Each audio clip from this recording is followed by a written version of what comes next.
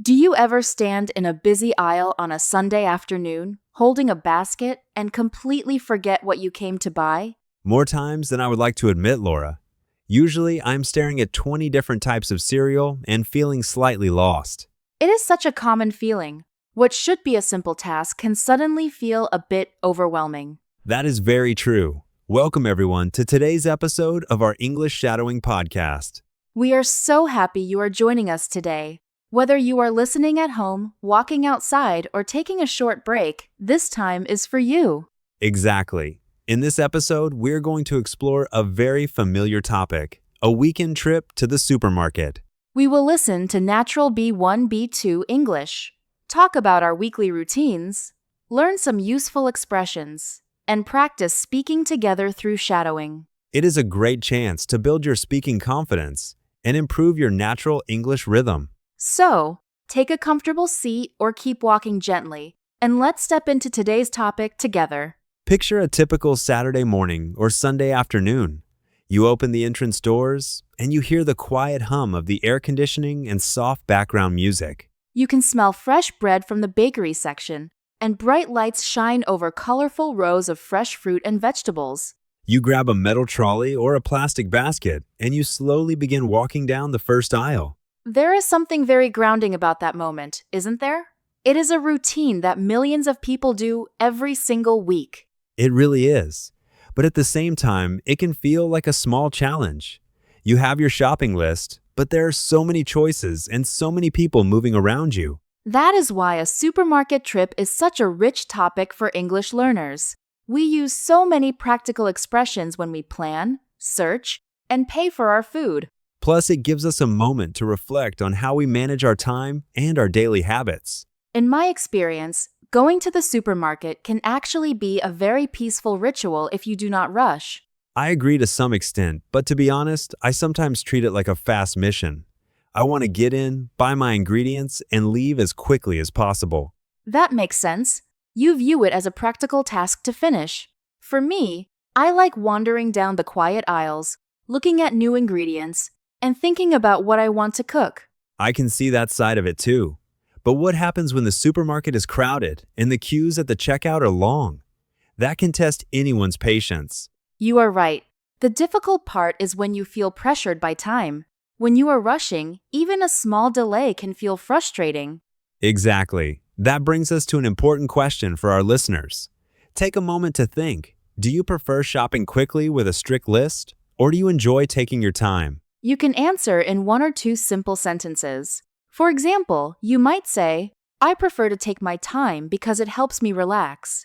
Or, I like to finish quickly because I am usually busy. That is a great way to practice expressing a preference in B1, B2 English. Here is today's golden sentence.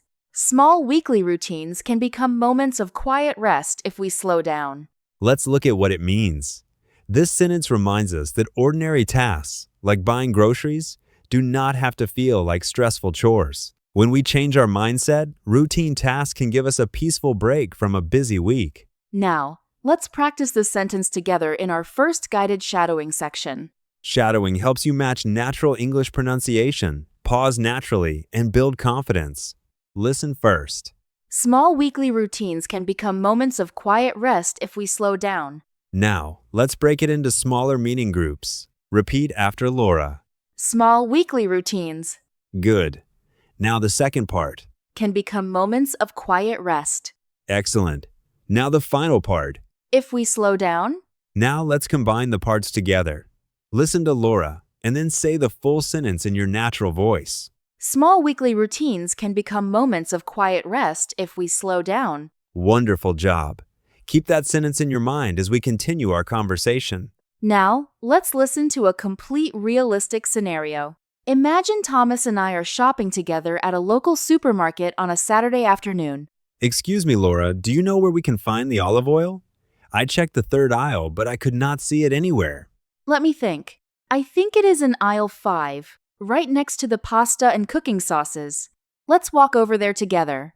Ah, yes, here it is. Look at all these options. There are so many brands. It's hard to choose. I know what you mean. I usually look for the one on special offer. It saves a bit of money, and the quality is usually very good. That is a sensible idea. By the way, do we need to pick up any fresh vegetables for dinner tonight? Yes, we need some carrots and tomatoes. But we should check the fridge at home first next time, so we do not buy things we already have. That happens to me all the time. I often buy extra milk because I forget what is inside my fridge. It is easier said than done to stay organized, but making a quick list on your phone before you leave home really helps. Good advice. Shall we head to the checkout now? The self-service area looks a bit less crowded. Sounds good to me. Let's head over there and pay.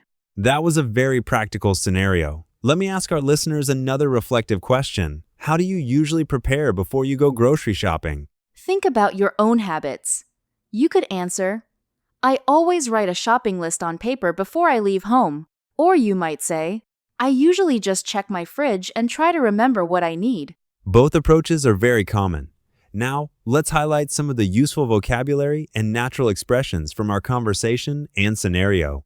The first expression is on special offer. This means a product is being sold at a lower price than usual. For example, I bought these biscuits because they were on special offer. The second expression is to pick up.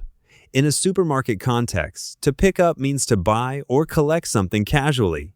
For example, can you pick up some bread on your way home? The third phrase is easier said than done.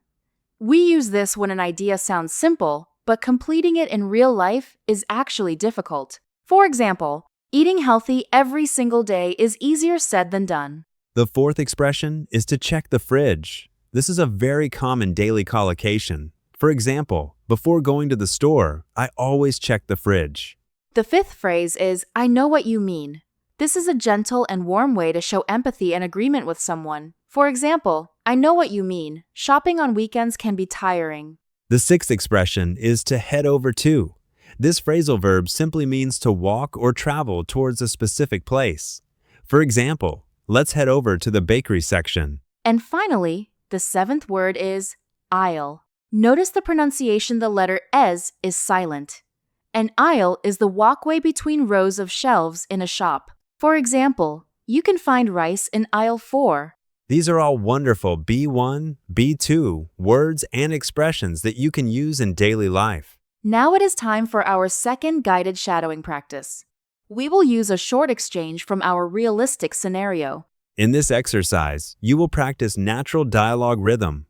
First, listen to the complete exchange between Laura and me. Do you know where we can find the olive oil? I think it is in aisle 5, right next to the pasta. Great! Let's head over there together. Now, let me guide you line by line. Repeat after Laura for the first line. Do you know where we can find the olive oil? Very good. Now repeat after me for the second line. I think it is in aisle 5, right next to the pasta. Excellent. Now repeat the final line after Laura. Great! Let's head over there together. Now let me ask you a reflective question about your own experiences. When you visit a new supermarket or store, how do you feel? Take a moment to think. There is no single correct answer. You might say, I feel curious because I like seeing new products. Or you could say, I feel slightly confused because I do not know where things are. That is a very natural response. Expressing how you feel in familiar situations is a great way to advance your B1, B2 English skills. Now, let me share another question for you to consider. Have you ever bought something at the supermarket just because it looked interesting, even if it was not on your list? I certainly have. I think everyone buys an unexpected snack or dessert occasionally. A good answer might be, yes, I sometimes buy new snacks because I want to try new flavors. That leads us nicely to today's practical takeaway. What is one small, safe action our listeners can try this week, Laura? Here is my suggestion. Next time you go shopping, try to name 5 items in English as you put them into your basket. You can say to yourself, here are the apples, here is the milk, and here is the olive oil. That is a wonderful and low-pressure way to practice vocabulary in a real-world setting. It connects English directly to your daily physical environment. Exactly. You do not need to speak loudly. Just thinking the English words or whispering them quietly can build a strong memory link. Let's now do a complete review of everything we have explored in today's episode. We began by talking about how a simple weekend trip to the supermarket can feel either overwhelming or peaceful, depending on our pace. We learned our golden sentence. Small weekly routines can become moments of quiet rest if we slow down. Let me invite you to say that golden sentence aloud one more time, right now. Small weekly routines can become moments of quiet rest if we slow down. We also reviewed 7 key expressions and vocabulary items. On special offer, pick up, easier said than done, check the fridge, I know what you mean, head over to, and aisle. We listened to a realistic scenario between two friends shopping together and practiced speaking through 2 guided shadowing sections. And we reflected on our personal habits, preferences, and feelings when handling daily routines. You have done fantastic work today. Learning a language is not just about studying grammar from a textbook. It is about bringing English into your everyday life and thoughts. Every time you listen calmly and practice repeating key sentences, your confidence grows step by step. Thank you so much for spending this peaceful time with us today. We really appreciate your effort and dedication. Before we go, we have one final question for you to answer in the YouTube comments section. What is one food item that is always on your weekly shopping list, no matter what? Write your answer in the comments below using simple B1, B2 English. We love reading your responses and connecting with you. Take care, enjoy your weekly routines, and we look forward to learning with you again in our next episode. Goodbye, everyone, and happy shadowing!